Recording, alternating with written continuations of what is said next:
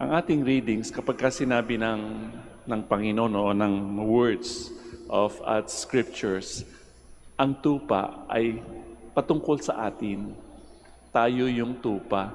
Kung minsan talagang tayo ay nawawala, iba. I don't know if you have already experienced being lost yourselves. In so many ways, at ang isang pinaka-basic na pagkawala or being lost ay sometimes we think that just like us, human beings, God is also like us. Limitado ang ating pag-iisip.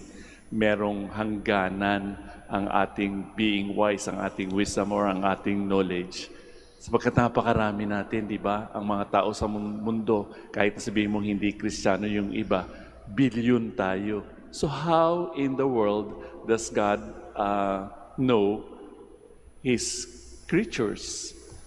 Sinabi rin sa Ebanghelyo in another gospel passage, huwag daw tayo mag-aalala sapagkat ang bawat hibla ng ating ulo, ng ating buhok, ay alam ng Panginoon. Kayo ba nabilang nyo na? Of course, there are studies counting the number of hair in our heads. Imagine. So ano bang ibig sabihin nito kung tutuusin? Ito ba yung tungkol sa nawawala? Ito ba yung tungkol sa tupa? Etc. Pero sa aking palagay, sinasabi nito kung gaano tayo kaimportante sa Panginoon. Kadalasan hindi natin nararamdaman yun or we are not always constantly aware of God's concern for each and every one of us.